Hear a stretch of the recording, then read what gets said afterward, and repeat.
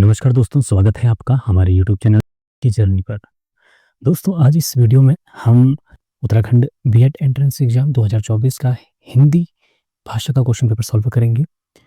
देखिए, question paper solve करने से आपको एक तो ये पता चल जाता है कि किस प्रकार के क्वेश्चन पूछे जाते हैं, और साथ में हम जब ये क्वेश्चन सॉल्व करेंगे तो जो भी हमें महत्वपूर्ण फैक्ट्स देखने को मिलेंगे वो भी मैं आपको बताते रहूँगा।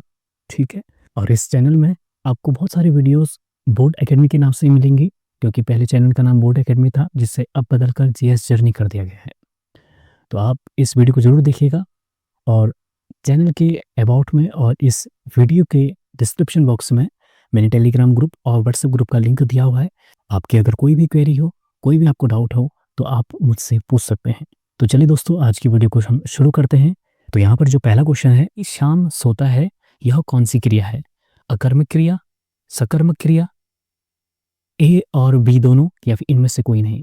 देखिए, शाम सोता है, इसमें जो ऑप्शन ए है अकर्मक क्रिया, ये बिल्कुल सही होगा। अकर्मक क्रिया किसे कहते हैं, मैं आपको शॉर्ट में बताऊं। ऐसी क्रियाएं जिन्हें करने के लिए हमें किसी भी प्रकार के कर्म की आवश्यकता नहीं होती। देखिए, कर्म का मतलब है ऑब्जेक्ट। आप जब इंग्लिश में पढ़ते हैं तो आपने देखा होगा सब्जेक्ट और ऑब्जेक्ट, कोई भी चीज़ होती है जिसका हम यूज करते हैं उसे हम ऑब्जेक्ट ही कहते हैं। तो ऐसे कार्य, ऐसी क्रियाएं जिन्हें करने में हमें किसी भी प्रकार के किसी भी ऑब्जेक्ट की आवश्यकता नहीं होती, उसे हम अकर्मक क्रिया कहते हैं। ठीक है? और सकर्मक क्रिया किसे कहते हैं? जिन्हें करने के लिए हमें किसी न किसी ऑब्जेक्ट की आवश्यकता होती है। अकर्मक क्रिया के क्या-क्या उदाहरण हो सकते हैं? जैसे यहाँ पे लिखा है श्याम सोता है, तो आप देखिए, सोने के लिए आपको किसी भी ऑब्जेक्ट की आवश्यकता नहीं है। ये एक नेचुरल प्रोसेस है, जिसे करने के लिए हमें किसी भी ऑब्जेक्ट की, किसी भी चीज़ की आवश्यकता नहीं होती। इसके अलावा जैसे महिमा रोती है, तो रोना भी अपने आप में अकर्मक क्रिया है। देखिए, रोने के लिए आपको किसी चीज़ की ज़रूरत होती है क्या? नहीं होती। तो ये रोना हो गया। पक्षी उड़ रहे हैं, पक्षी के उड़ने में भी किसी प्रकार की हमें ऑब्जेक्ट की, पक्षियों को आवश्यकता नहीं होती, तो पक्षी उड़ रहे हैं, ये भी अकर्मक क्रिया होगी। ठीक है? तो इस प्रकार से अकर्मक क्रिया और सकर्मक क्रिया में अंतर आप समझ गए होंगे। तो यहाँ पर इसका जो सही आंसर है वो है अकर्मक क्रिया। ठीक है? देखिए, अगला क्वेश्चन है, निम्न में से कौन सा शब्द कालवाचक अव्यय है? देखिए, अव्यय किसे कहते हैं? आपने पढ़ा होगा कि अव्यय वे शब्द होते हैं जिनमें न लिंग का प्रभाव पड़ता है, अर्थात पुल्लिंग या फिर स्त्रीलिंग। ये पुल्लिंग के लिए भी वैसे ही यूज होते हैं जैसे स्त्रीलिंग के लिए यूज होते हैं। ना वचन का प्रभाव पड़ता है, ना, अर्थात एक वचन के लिए भी ये सेम उसी प्रकार लिखे जाते हैं जैसे बहुवचन के लिए लिखे जाते हैं। ना समय का अर्थात ना काल का प्रभाव पड़ता है। मतलब वर्तमान काल में भी ये शब्द वैसे ही लिखे जाएंगे, और भविष्य के लिए भी सेम वैसे ही लिखे जाते हैं। जैसे उदाहरण मैं आपको दे देता हूँ, जैसे जब, तब, इधर, उधर, कब। ये शब्द, ऐसे बहुत सारे शब्द हैं, ये ऐसे शब्द होते हैं जिनमें हमें लिंग, वचन, पुरुष, कारक या फिर काल, मतलब समय का प्रभाव नहीं पड़ता। तो यहाँ पर क्वेश्चन पूछा है कि कालवाचक अव्यय किसे कहते हैं? ऑप्शन ए, वह पेड़ के नीचे है। देखिए, पेड़ के नीचे ये स्थान को बता रहा है, तो ये कालवाचक नहीं हुआ। ठीक है? अगला है, वह कहाँ जाएगा? अगला है ऑप्शन सी, सोहन उधर गया। और ऑप्शन डी है, अब से ऐसी बात नहीं होगी। तो एक ये वर्ड देख रहे हैं, अब से मतलब वर्तमान काल की बात हो रही है कि आज से ऐसी बात नहीं होगी। तो इसका जो सही आंसर होगा वो होगा ऑप्शन डी। ठीक है? अगला क्वेश्चन है, निम्नलिखित में से कौन सा मूल दीर्घ स्वर नहीं है? आ, ई, ओ या फिर ओ? देखिए, आपने ह्रस्व स्वर और दीर्घ स्वर पढ़े होंगे। ह्रस्व स्वर कौन से होते हैं? जैसे अ, छोटी ई और ओ। और इसके अलावा रे भी ह्रस्व स्वर में ही गिना जाता है। तो ये चार वर्ण ह्रस्व स्वर माने जाते हैं। अब ह्रस्व स्वर किन्हें कहते हैं? जिन्हें बोलने में बहुत कम समय लगता है, उन्हें हम ह्रस्व स्वर कहते हैं। ठीक है? तो अ, ई, ओ और रे। इसके अतिरिक्त दीर्घ स्वर किसे कहते हैं? जिसमें इन्हें हम मूल ह्रस्व स्वर कह सकते हैं। ऐसे ही मूल दीर्घ स्वर किसे कहते हैं? अ प्लस अ से मिलकर क्या बनता है? आ बनता है। ठीक है? ऐसे ही ई प्लस ई से मिलकर क्या बनेगा? बड़ी ई बनेगा। और ऊ प्लस ऊ से मिलकर बनेगा बड़ा ओ। ठीक है? तो ये क्या होते हैं? आ, बड़ी ई और ओ, ये होते हैं मूल दीर्घ स्वर। ठीक है? अब आ बिल्कुल सही है, बड़ी ई भी सही है, और बड़ा ओ, ये तीनों मूल दीर्घ स्वर होते हैं। ओ भी तो दीर्घ स्वर ही होता है, परंतु वो मूल दीर्घ स्वर नहीं है, वो होता है संयुक्त दीर्घ स्वर माना जाता है। क्या माना जाता है? संयुक्त दीर्घ स्वर। संयुक्त कहने का मतलब है आप जब ओ लिखेंगे, ओ कैसे बनता है? ओ बनता है अ प्लस ऊ से, ठीक है? ये दोनों वर्ण अलग है, यहाँ तो सेम सेम यूज हो रहे थे देखिए, तब इन्हें मूल दीर्घ स्वर कहते हैं। यहाँ पर अलग अलग यूज हो रहे हैं, ओ के साथ ऊ मिला तब जाके क्या बनता है? ओ बनता है, ठीक है? और जो ओ है यह है संयुक्त दीर्घ स्वर। आशा करता हूँ कि आप समझ गए होंगे। अगर आपको वीडियो अच्छी लग रही है तो आप इस चैनल को जरूर सब्सक्राइब कीजिएगा। देखिए अगला क्वेश्चन है, हिंदी में ध्वनियाँ कितने प्रकार की होती हैं? ऑप्शन ए 2, 4, 8 या फिर 10। तो हिंदी में जो ध्वनियाँ होती हैं वो होती हैं 2 प्रकार की, ठीक है? एक को हम कहते हैं स्वर और एक को हम कहते हैं व्यंजन। अगला क्वेश्चन है, मात्रा के आधार पर स्वर कितने प्रकार के होते हैं? 2, 3, 7 या फिर 9। तो इसका जो सही आंसर है वो है ऑप्शन बी 3। तो मात्रा के आधार पर स्वर 3 प्रकार के होते हैं, आपने पढ़ा होगा। एक ह्रस्व स्वर, दूसरा दीर्घ स्वर और तीसरा प्लुत स्वर, ठीक है? तो ये मात्रा के आधार पर विभेद होता है। देखिए क्वेश्चन सॉल्व करने से आपको ये भी पता चल रहा है कि किस प्रकार के क्वेश्चन पूछे जाते हैं। तो आपको स्वर, व्यंजन, संज्ञा, सर्वनाम, क्रिया, विशेषण और अव्यय ये सब कुछ आपको पढ़ना है, ठीक है? तो अगर आप इतना पढ़ के जाएंगे तो आपकी काफ़ी अच्छी तैयारी हो जाएगी और हिंदी में आप बहुत अच्छा स्कोर कर सकते हैं। देखिए अगला क्वेश्चन है, एक से अधिक वर्णों के मेल को क्या कहते हैं? अक्षर कहते हैं, स्वर कहते हैं, व्यंजन कहते हैं या फिर अनुस्वार कहते हैं? देखिए क्वेश्चन थोड़ा अटपटा है। एक से अधिक वर्णों के मेल को हम शब्द बोलते हैं। आपने पढ़ा होगा कि एक से अधिक वर्णों के सार्थक समूह को हम शब्द बोलते हैं। लेकिन यहाँ पर पूछा है इसने अक्षर कहते हैं, स्वर या व्यंजन या फिर अनुस्वार। तो उसके हिसाब से ये क्वेश्चन इसका आंसर होना चाहिए ऑप्शन सी व्यंजन। ये कहने का मतलब इस क्वेश्चन का ये है कि जो व्यंजन होते हैं ये स्वर और व्यंजन की सहायता से मिलकर बनते हैं, ठीक है? मतलब तो जब आप व्यंजन का उच्चारण कर रहे होते हैं तो उसमें स्वर इनबिल्ड होता है, बिना स्वर की सहायता से आप व्यंजन नहीं बोल सकते हैं। तो मे बी एक से अधिक वर्णों के मेल को यहाँ पर ही व्यंजन ही कहना चाहता है, क्योंकि अक्षर, स्वर और अनुस्वार तो नहीं होगा, ठीक है? अगला क्वेश्चन है, निम्नलिखित में से कौन सा एक दीर्घ स्वर नहीं है? अभी मैंने आपको बताया, देखिए छोटी ई ये ह्रस्व स्वर होता है, बड़ी ई बिल्कुल सही है, ए और आई। तो यहाँ पर पूछा है कि निम्न में से कौन एक दीर्घ स्वर, यहाँ पर मूल दीर्घ स्वर नहीं पूछा है इसने, नहीं संयुक्त इसने कंबाइन करके दीर्घ स्वर पूछा है तो हम सीधे दीर्घ स्वर कहेंगे। बड़ा ई भी होता है, ए भी होता है और आई भी होता है, लेकिन जो छोटी ई होती है ये होता है ह्रस्व स्वर। अगला क्वेश्चन है, निम्नलिखित में से अंतस्थ व्यंजन कौन सा होता है? अब अंतस्थ व्यंजन किसे कहते हैं? देखिए मैं आपको जितना ईजी वे में आपको समझा सकता हूँ मैं वैसे समझा रहा हूँ। तो अंतस्थ व्यंजन आप बिल्कुल याद रखिएगा, ऐसे व्यंजन होते हैं जिनके उच्चारण में हमारी जो जीभ होती है वो मुंह के किसी भी भाग को पूरी तरह से थोड़ा बहुत स्पर्श करती है, लेकिन पूरी तरह से स्पर्श नहीं करती, और हमारी जो जीभ होती है वो थोड़ा अंदर की ओर स्थित रहती है, और इसी कारण इसे अंतस्थ व्यंजन कहते हैं। 4 प्रकार के होते हैं, य, र, ल और व। यहाँ पर ऑप्शन सी आप वो देख रहे हैं, तो यहाँ पर जो वो है वह है अंतस्थ व्यंजन, ठीक है? हाँ एक चीज और याद रखना, तो जो ये य, र, ल और ये मैंने वो बताया, इन्हें अर्धस्वर भी बोलते हैं, ठीक है? अगले बार पेपर में ये भी आ सकता है कि अर्धस्वर कौन है, तो इन्हें हम अर्धस्वर भी कहते हैं। अब अर्धस्वर क्यों कहते हैं?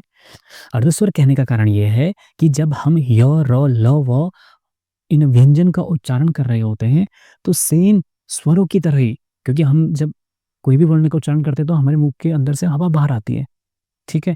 तो स्वरों की ही तरह कम घर्षण होता है। आप चौ छो बोलिए, आप जो बोलिए, आप टौ बोलिए, आपकी जो जीभ होगी, आपकी जो अंदर से मुंह के अंदर से जो हवा आ रही होगी वो ज़्यादा घर्षण कर रही है, मतलब ज़्यादा घर्षण कहने का मतलब ज़्यादा रगड़ रही होगी, या फिर अ, आ, ई बोलने में ज़्यादा रगड़ रही है। आप खुद इसका उसको टेस्ट करिए। तो जैसे हम जब स्वरों का उच्चारण करते हैं और हमारे जो मुंह होता है तो उसमें से जब हवा जो होती है वो कम घर्षित होती है, उसी प्रकार य और ल वो बोलने में भी जो हमारे मुंह के अंदर से हवा आ रही होती है वो कम घर्षित होती है, ठीक है? अगला क्वेश्चन है, हिंदी भाषा में कुल कितनी लिपियां हैं? देखिए हिंदी भाषा में तो कुल वैसे ही एक ही लिपि है, देवनागरी लिपि। यहाँ पर ये पूछना चाह रहा होगा कि देवनागरी लिपि के अंदर कितने वर्ण हैं? तो देवनागरी लिपि के अंदर ऑप्शन सी टोटल है 52 वर्ड, 52 वर्ण, ठीक है? तो 52 इसका सही आंसर होगा। अब 52 में से क्या है, 52 में से 14 होते हैं स्वर और लगभग 38 होते हैं हमारे व्यंजन। 38 और 14 होते हैं 52। ठीक है, अगला क्वेश्चन है निम्नलिखित में से कौन ऊष्म व्यंजन है। जैसे मैंने आपको पहले बताया कि अंतस्थ व्यंजन और ऊष्म व्यंजन। अब ऊष्म व्यंजन किसे कहते हैं, वे व्यंजन जिनके उच्चारण में हवा मुंह के अंदर से जब बाहर को आती है तो एक रगड़ने के कारण, घर्षण के कारण हवा बिल्कुल, आप देखिएगा गर्म, एक गर्म एहसास होगा आपको। तो जब बाहर निकलती है तो एक ऊष्मा निकलती है, गर्माहट पैदा होती है उस हवा में। तो ऐसे वर्णों को हम ऊष्म व्यंजन कहते हैं। तो आपके ऑप्शन है ह, ल, म या ज। तो इसका सही आंसर है ऑप्शन ए, ह। 4 ऊष्म व्यंजन होते हैं, श, श, स और ह। ठीक है, ये जो 4 होते हैं इन्हें हम ऊष्म व्यंजन कहते हैं। अगला क्वेश्चन है अनुस्वार किसका कार्य करता है। तो इसका जो सही आंसर है ऑप्शन सी, पंचम वर्ग का। आप जब व्यंजन पढ़ते हैं तो आपको पता होगा कि इसमें 5 वर्ग होते हैं, एक क वर्ग, च वर्ग, ट वर्ग, त वर्ग और प वर्ग। तो उसका जो पंचम अक्षर होता है, पंचम वर्ण होता है, उसे हम अनुस्वार बोलते हैं। ठीक है, एक होता है अनुनासिक। अनुनासिक किसे कहते हैं, जो आप चंद्र बिंदु लगाते हैं, ये चंद्र बिंदु को अनुनासिक बोलते हैं। अनुनासिक में मुंह और नाक दोनों से ये अनुनासिक वर्ण बोले जाते हैं। ठीक है, और हमेशा याद रखना जो चंद्र बिंदु होगा ये हमेशा स्वर के ही साथ आता है। किसके साथ आता है, हमेशा स्वर के साथ। तो याद रखना अनुनासिक। और जो ये अनुस्वार होते हैं ये व्यंजन होते हैं। ठीक है, अगला क्वेश्चन है क्रिया से संबंधित कितने रूपावली वर्गों का प्रयोग किया जाता है, 16, 18, 22 या फिर 26। तो इसका तो मुझे ये क्वेश्चन ही मुझे समझ में नहीं आया और मैंने बहुत जगह सर्च भी किया था, तो इसका मुझे सही आंसर नहीं मिला, किताबों में इसका सही आंसर नहीं मिला। और जो मैंने पढ़ा है वहाँ पर क्रिया के संबंधित जो रूपावली वर्ग होते हैं वो होते हैं जैसे काल, जिसे हम टेंस बोलते हैं इंग्लिश में, और पक्ष, आस्पेक्ट या फिर मूड, और जो हम एक्टिव वॉइस, पैसिव वॉइस पढ़ते हैं, तो ये रूपावली वर्गों के अंदर आता है। और जैसे इन्होंने ऑप्शन दिए हैं, इन ऑप्शन के हिसाब से तो मुझे ऐसा कुछ लग नहीं रहा है। ठीक है, तो आपको अगर इसका जो सही आंसर आता है अगर किसी को, तो आप मुझे कमेंट बॉक्स में जरूर बताइएगा। अगला क्वेश्चन है जो संज्ञा की विशेषता बताते हैं उसे क्या कहते हैं। देखिए, जो संज्ञा की विशेषता बताते हैं, संज्ञा या सर्वनाम की विशेषता बताते हैं, उन्हें हम विशेषण कहते हैं। ठीक है, याद रखिएगा। तो और जिन शब्दों की विशेषता बताई जा रही है, मतलब कि जिन संज्ञा या फिर सर्वनाम शब्दों की विशेषता बताई जा रही है, ऐसे संज्ञा या सर्वनाम शब्दों को हम विशेष्य बोलते हैं। क्या बोलते हैं, विशेष्य।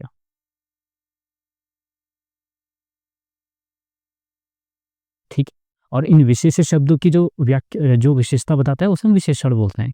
तो विशेष्य और विशेषण याद रखिएगा। ठीक है, अगला क्वेश्चन है निम्नलिखित में से कौन सा शब्द गुणवाचक विशेषण नहीं है, भला, ताजा, दूना या फिर नुकीली। तो इसका जो सही आंसर है वो है ऑप्शन सी, दूना। देखिए, दूना से आप, इसमें संख्या का बोध हो रहा है ना, तो संख्या का बोध हो रहा है तो ये संख्यावाचक विशेषण है। और भला, ताजा और नुकीली, तो नुकीली, कील, कील अपने आप में संज्ञा है, तो नुकीली उसकी विशेषता बता रहा है। ताजा, दूध, ताजा दूध कहते हैं, तो दूध क्या है, ताजा है, तो दूध की विशेषता बता रहे हैं। भला, भला आदमी, आदमी की विशेषता बता रहा है। तो यहाँ पर ये गुणवाचक विशेषण है, जबकि दूना एक संख्यावाचक विशेषण है। ठीक है, देखिए अगला क्वेश्चन है गुणवाचक विशेषण के कितने भेद होते हैं, 4, 5, 7 या फिर 9। तो गुणवाचक विशेषण के टोटल होते हैं 7 भेद। ठीक है, 7 कौन कौन से, जैसे दिशा के आधार पर, गुण के आधार पर, दशा के आधार पर, रंग के आधार पर, आकार के आधार पर, काल के आधार पर और स्थान के आधार पर। तो ये 7 भेद होते हैं गुणवाचक विशेषण के। अगला क्वेश्चन है जिस विकारी शब्द में संज्ञा की व्याप्ति मर्यादित होती है उसे हम क्या कहते हैं। तो जिस विकारी शब्द में संज्ञा की व्याप्ति मर्यादित होती है उसे हम विशेषण बोलते हैं, ऑप्शन बी। ठीक है, देखिए अगला क्वेश्चन है व्याकरण की दृष्टि से कौन सा शब्द विशेषण नहीं है, भयभीत, निर्भीक, भीरू या फिर भय। तो भयभीत, निर्भीक और भीरू ये तीनों विशेषण शब्द हैं, लेकिन भय, आप किसी संख्या के आगे भय लगा दीजिए, लगेगा ही नहीं आपको, मतलब वो वाक्य पूरा अटपटा लगेगा। भय आदमी ज्यादा सही है या फिर भयभीत आदमी, तो भयभीत ज्यादा सही है। निर्भीक आदमी, निर्भीक व्यक्ति। ठीक है, भीरू भी जो डरता नहीं उसे भीरू ही कहते हैं। ठीक है, तो भय अपने आप में एक संज्ञा होती है, और भय कौन सी संज्ञा है, यह है भाववाचक संज्ञा। ठीक है, भाववाचक संज्ञा होती है भय। अगला क्वेश्चन है निम्नलिखित में से कौन सी भाषा हिंदी के अंतर्गत नहीं आती? कन्नौजी, बांग्रू, अवधी या फिर तेलुगु? तो तेलुगु जो है ये दक्षिण भारत की भाषा है, ये हिंदी में नहीं आती है, ठीक है। बाकी कन्नौजी, बांग्रू और अवधी ये तीनों आती हैं। अगला क्वेश्चन है, भारत में सर्वाधिक खड़ी बोली वाली भाषा कौन सी है? हिंदी, संस्कृत, तमिल या फिर उर्दू? तो हिंदी का ही दूसरा नाम ऐसे खड़ी बोली है, ठीक है। और कभी क्वेश्चन आ जाए कि हिंदी को खड़ी बोली किसने बोला, तो राहुल सांकृत्यायन ने हिंदी को खड़ी बोली बोला था, याद रखना। अगला क्वेश्चन है, किस समास में दोनों पद प्रधान होते हैं? बहुव्रीहि समास, तत्पुरुष समास, द्वंद्व समास या फिर द्विगु समास? तो इसका जो सही आंसर है वो है ऑप्शन सी, द्वंद्व समास। जैसे माता पिता दोनों ही महत्वपूर्ण है, तो इसका मतलब है दोनों ही पद उसके प्रधान है। तो द्वंद्व समास में दोनों पद प्रधान होते हैं। अगला क्वेश्चन है, निम्नलिखित में से रचना के आधार पर कौन सा शब्द रूढ़ नहीं है? तो रूढ़ शब्द वे शब्द होते हैं जिनके हम और ज्यादा सार्थक टुकड़े नहीं कर सकते।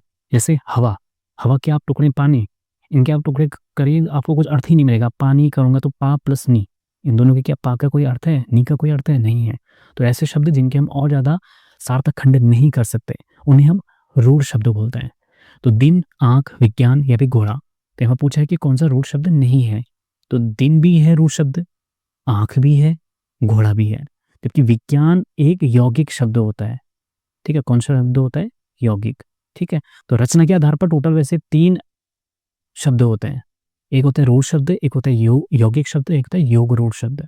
तो जो विज्ञान है, विज्ञान को हम तोड़ेंगे क्या बनेगा? वी प्लस ज्ञान। वी मतलब होता है विशेष और ज्ञान मतलब तो नॉलेज, ज्ञान ही होता है, ठीक है। तो विशेष ज्ञान को हम विज्ञान बोलते हैं, तो ये यौगिक शब्द होता है, ठीक है। अगला क्वेश्चन है, गोबर गणेश किस लेखक का उपन्यास है? तो यह है रमेश चंद्र शाह का, ठीक है। अगला क्वेश्चन है, शुद्ध शब्द का चयन कीजिए। वधु, मृग, अनुग्रहित, ये तीनों ही बिल्कुल सही हैं, ठीक है। इसका आंसर होगा ऑप्शन डी। अगला क्वेश्चन है, कामदेव के पर्यायवाची शब्द कौन से हैं? अनंग, मनोभाव, ऑप्शन सी ए और बी दोनों, या फिर अंबर। देखिए अंबर का मतलब क्या होता है? अंबर का मतलब होता है आकाश, या फिर अंबर का मतलब वस्त्र भी होता है, याद रखना, ठीक है। तो अंबर का मतलब आसमान या फिर वस्त्र। जबकि अनंग, अनंग जिसके पास शरीर नहीं है, क्योंकि कामदेव का जो शरीर होता है वो भगवान शिव उसे नष्ट कर देते हैं, भस्म कर देते हैं, तो इसी कारण उन्हें अनंग बोला जाता है। मनोभाव, मन के भाव, ठीक है। क्योंकि काम तो जो कामदेव है वो मन के ही ईश्वर माने जाता है, तो मनोभाव बिल्कुल सही है। इसके अलावा मनोज, ये भी कामदेव का पर्यायवाची है। मनमथ, मदन, कंदर्प, ये सारे के सारे कामदेव की पर्यायवाची माने जाते हैं, ठीक है। देखिए अगला क्वेश्चन है, पाटल का क्या अर्थ है? चमेली, गुलाब, चंपा या फिर सूर्यमुखी? तो पाटल होता है गुलाब का पर्यायवाची, ठीक है। अगला क्वेश्चन है, अग्नि का विशेषण क्या होगा? अग्नि संज्ञा है, इसका हमें विशेषण बनाना है। तो क्या करेंगे आप? किसी भी शब्द का जब विशेषण बनाते हैं तो संज्ञा के आगे उस शब्द को लगा दीजिए। अगर वो संज्ञा की विशेषता बता रहा है तो वो विशेषण होगा। जैसे आगिक, आग्नि, आ गई, ये भी आग्नि। जैसे चट्टान है, ठीक है। चट्टान के आगे हम, चट्टान अपने आप में एक संज्ञा होती है, ठीक है, जातिवाचक संज्ञा है। तो चट्टान के आगे हम इन चारों को लगाते हैं। तो आगिक चट्टान, आग्नि चट्टान, आपने आग्नि चट्टान सुना होगा, आग्नि चट्टान, अवसादी चट्टान, ठीक है। तो आग्नि चट्टान वो होती है जो ज्वालामुखी के उद्गार से जब वो लावा बाहर निकलता है तो उसके ठंडा होने के बाद अग्नि चट्टान बनती है।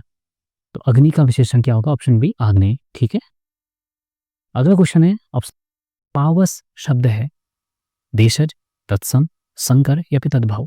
तो जो पावस शब्द है ये होता है तद्भव। पावस एक्चुअली में जो वर्षा होती है ना, ये इसका पर्यायवाची है। और पावस को संस्कृत में बोलते हैं प्रावश बोलते हैं। तो प्रावश का तद्भव रूप है पावस, और पावस का मतलब होता है वर्षा, ठीक है। अगला क्वेश्चन है, घीसू किस कहानी का पात्र है? गदल, कफन, रसक्रिया या फिर पुरस्कार? तो जो घीसू ये है कफन का, कफन कहानी का पात्र है। और कफन किसने लिखी है? कफन लिखी प्रेमचंद की एक रचना है, ठीक है। याद रखना कफन, क्या पता अगली बार कफन पूछ ले। अगला क्वेश्चन है, शाखा मृग पर्यायवाची है शेर का, बंदर का, बिल्ली का या मोर का? और शाखा मृग, शाखा मतलब जो पेड़ की शाखा होती है, मृग शाखा में इधर उधर घूमने वाला है, मान लीजिए, तो बंदर ही होता है, ठीक है। ऑप्शन बी इसका सही आंसर है। अगला क्वेश्चन है, हंस पद किस विराम चिन्ह का एक और नाम है? त्रुटि विराम, पूर्ण विराम, अल्प विराम या फिर लोप विराम? हंस पद इस टाइप का होता है, जब हम कोई वाक्य लिख रहे होते हैं और बीच में कोई शब्द छूट जाते हैं तो हम उनके बीच से ही इस टाइप से हम लगा देते हैं, इसे हंस पद कहते हैं। और ये होता है त्रुटि विराम का ही एक दूसरा नाम है। ठीक है, अगला क्वेश्चन है स्पर्श व्यंजन कितने प्रकार के होते हैं? स्पर्श व्यंजन किसे कहते हैं? इनके उच्चारण में हमारा कंठ से लेकर हमारे होंठ तक, जिसे हम ओष्ठ बोलते हैं, तो हमारे कंठ से लेकर ओष्ठ तक मुख का कोई ना कोई भाग आपस में स्पर्श कर रहा होता है। कहीं पर जीभ स्पर्श करते हैं, कहीं पर होंठ करते हैं, कहीं पर दांत करते हैं, कहीं पर हमारा कंठ करता है। तो ऐसे वर्णों को, ऐसे हम व्यंजन को हम स्पर्श व्यंजन बोलते हैं। और स्पर्श व्यंजन कितने होते हैं? टोटल होते हैं 25। मैंने आपको पीछे बताया 5 वर्ग होते हैं, क वर्ग, च वर्ग, ट वर्ग, फ वर्ग और त वर्ग। तो ये जो 5 वर्ग होते हैं, इनमें टोटल 5-5 व्यंजन होते हैं और 5 गुणा 5 होते हैं 25। ठीक है, अगला क्वेश्चन है श कौन सा व्यंजन है? अंतस्थ व्यंजन, ऊष्म व्यंजन, स्पर्श व्यंजन या फिर संयुक्त व्यंजन? तो इसका जो सही आंसर है वो है ऑप्शन बी, ये होते हैं उष्ण व्यंजन। उष्ण व्यंजन मैंने आपको पीछे बताया है। ठीक है, जो ये श होता है, ये होता है आपका तालव्य श। कौन सा श होता है? तालव्य श। इनके नाम भी पता होने चाहिए। ठीक है, दूसरा होता है जिसे हम पेट कटा श बोलते हैं, ये होता है मूर्धन्य श। इनके उच्चारण में मूर्धन्य श, हमारी जो जीभ होती है वो मुख के अंदर मूर्धा से टच होती है, तालव्य में तालु से होती है। ठीक है, और एक होता है स, इसे स बोला जाता है, इसे श बोला जाता है और इसे भी श बोला जाता है। ठीक है, तो जो स है ये होता है आपका दंत्य श। कौन सा होता है? दंत श। दंत, इसके उच्चारण में हमारी जो जीभ होती है वो कहीं ना कहीं दांत से टच हो रही होती है, तो याद रखना। और उस व्यंजन में एक होता है ह, तो इसका उच्चारण स्थान कौन सा है? इसका उच्चारण स्थान है कंठ। ये गले से आती है आवाज। अगला क्वेश्चन है श्रृंगार रस का स्थायी भाव क्या है? उत्साह, शोक, हास या फिर रति? तो श्रृंगार, जब कोई व्यक्ति प्रेम में होता है तो वो श्रृंगार करता है ना? तो रति जो कि कामदेव की पत्नी मानी जाती है, और कामदेव और रति दोनों प्रेम के ही ईश्वर माने जाते हैं। तो श्रृंगार रस रति का ही स्थायी भाव है। ठीक है, ऐसे याद कर लीजिएगा ऐसे। उत्साह किस रस का स्थायी भाव है? तो उत्साह होता है वीर रस का। किसका होता है? वीर रस का। मैंने अपने YouTube चैनल में रस से रिलेटेड पूरी एक वीडियो बनाई हुई है, ऊपर आई बटन में इसका लिंक आपको मिल जाएगा, अब इस वीडियो को जरूर देख लीजिएगा। तो आपको पूरे रस से संबंधित आपका पूरा कॉन्सेप्ट क्लियर हो जाएगा और बहुत ईजी वे में मैंने समझाया है, तो आप उस वीडियो को जरूर देख लीजिएगा। ठीक है, इसके बाद आता है ऑप्शन बी, शोक। शोक किस रस का स्थायी भाव है? तो शोक होता है करुण रस का स्थायी भाव। किसका? करुण रस। और करुण रस कहाँ होता है? तो करुण रस होता है जब किसी हमारे प्रियजन की मृत्यु हो जाती है या कोई चीज़ हमसे, कोई हमें छोड़ के चले जाता है, तो जो शोक होता है जो उसे ही हम करुण बोलते हैं। ठीक, तो शोक करुण रस का स्थायी भाव होता है, इसे याद कर लीजिएगा करुण रस का। ठीक है, ये आता है पेपर में। अगला है हास। हास से ही स्पष्ट है, ये हास्य रस का स्थायी भाव है। ठीक है, और रति होता है श्रृंगार का, याद रखिएगा। अगला क्वेश्चन है पुष्प कौन सा शब्द है? तत्सम, तद्भव, देशज या फिर विदेशज? बहुत इजी है, ऑप्शन ए तत्सम। तत्सम शब्द किसे कहते हैं? जो संस्कृत भाषा से सीधे लिए होते हैं उन्हें हम तत्सम शब्द बोलते हैं। अगला क्वेश्चन है उ और उ के उच्चारण स्थान कौन से हैं?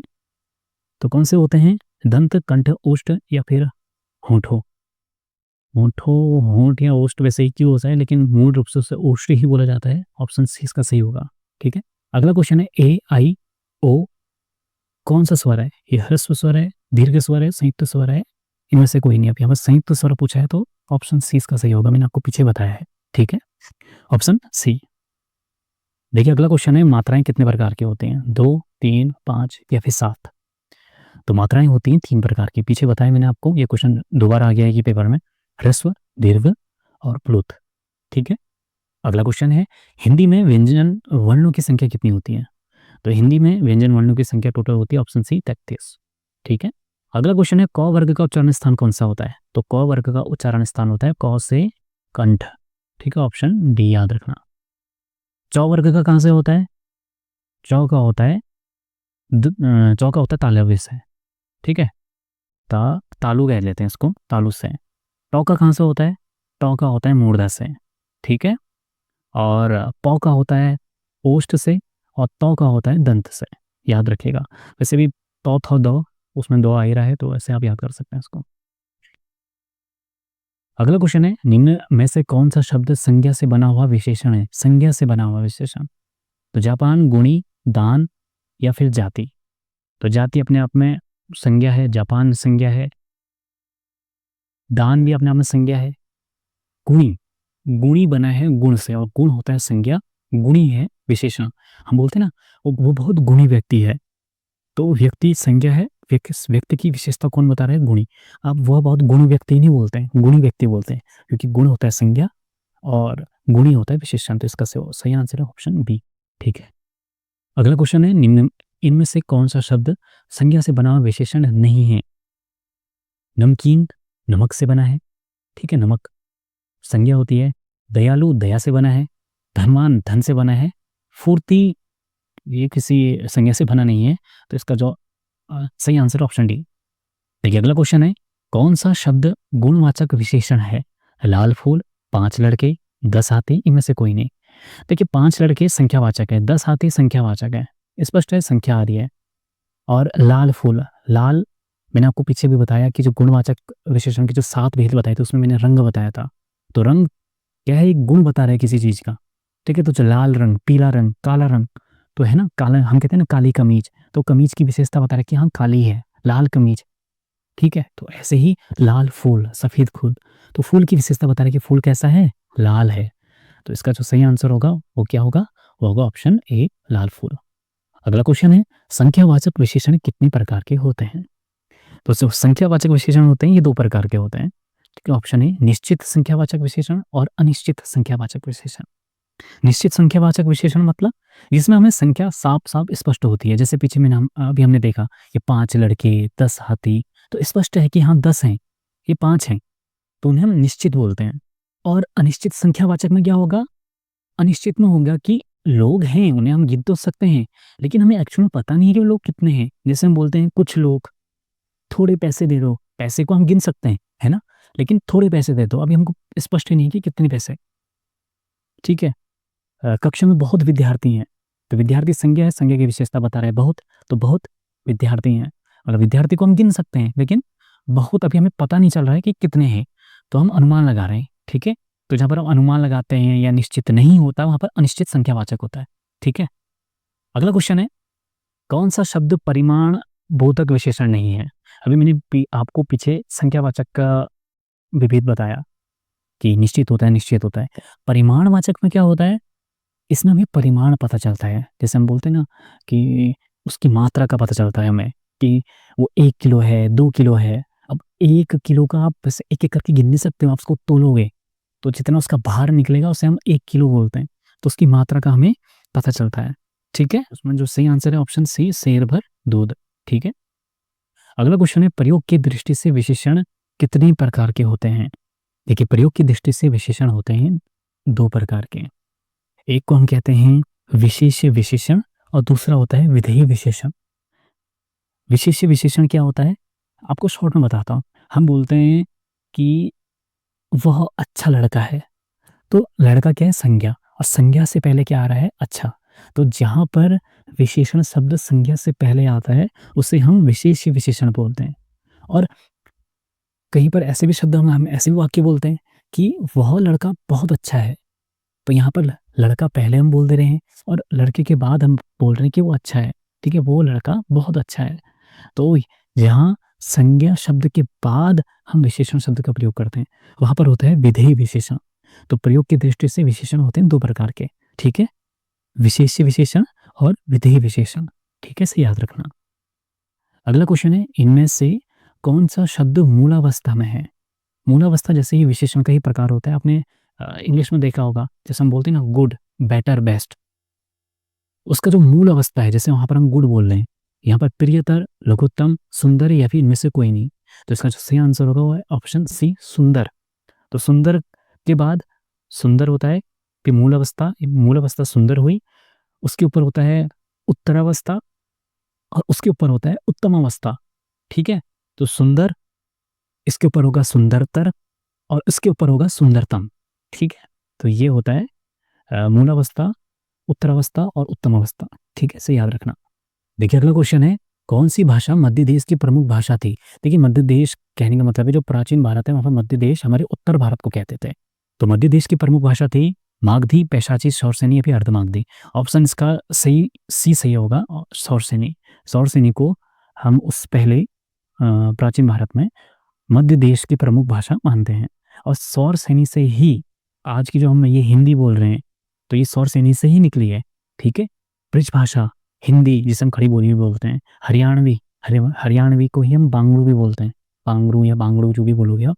और बुंदेली होगी, कन्नौजी हो गई। तो ये 5 शौरसेनी भाषा से, शौरसेनी अपभ्रंश से निकली हुई भाषाएं हैं। ठीक है। पीछे भी ये क्वेश्चन आया था। तो ब्रिज भाषा हिंदी, हरियाणवी जिसे हम बांगड़ू बोल रहे हैं, बुंदेली और कन्नौजी, याद रखना आप। अगला क्वेश्चन है, निम्न में से कौन सी भाषा भारत की प्रथम देश भाषा है? तो भारत की प्रथम राष्ट्रभाषा किसे मानते हैं? ऑप्शन बी संस्कृत को मानते हैं। ठीक है। संस्कृत के बाद प्राकृत भाषा आई, प्राकृत के बाद पाली आई, पाली के बाद अपभ्रंश, अपभ्रंश के बाद हिंदी। अगला क्वेश्चन है, हिंदी भाषा का जन्म कहाँ हुआ है? उत्तर भारत में, आंध्र प्रदेश में, जम्मू कश्मीर में, इनमें से कोई नहीं। सिंपल सी बात है, हिंदी भाषा का जो जन्म हुआ है वो है उत्तर भारत में। अगला क्वेश्चन है, इनमें से किस शब्द में वर्ण संबंधी अशुद्धि है? स्पेलिंग मिस्टेक कहते हैं जिसे हम। अनाधिकार, स्थान, अमरूद या फिर अनुकूल। अनुकूल, अमरूद और स्थान ये तीनों सही है। अनाधिकारीकृत लिखा है। देखिए, अनाधिकार लिखा होता है अनधिकार। ठीक है। तो अनाधिकार ऐसे लिखते हैं। इसको बोलने को तो लोग अनाधिकार बोल देते हैं, लेकिन ये होता है अनधिकार। ठीक है, ये शुद्ध है, याद रखिएगा। ठीक है। तो दोस्तों, आज हमने 2024 बीएड एंट्रेंस का हिंदी का क्वेश्चन पेपर सॉल्व करा। आशा करता हूँ कि आपको ये वीडियो अच्छी लगी होगी और इस वीडियो को जरूर आप शेयर कीजिएगा। हमारे डिस्क्रिप्शन बॉक्स में टेलीग्राम ग्रुप और व्हाट्सएप ग्रुप का लिंक दिया हुआ है। आप हमारे ग्रुप को जरूर ज्वाइन कीजिएगा, जो कि बिल्कुल फ्री ऑफ कॉस्ट है। ठीक है। मैं किसी प्रकार का कोई भी मैं फीस नहीं लेता हूँ, सब कुछ फ्री है। ठीक है। तो चलिए दोस्तों, आज के लिए बस इतना ही। जल्द ही अगली वीडियो में मिलेंगे। नमस्कार।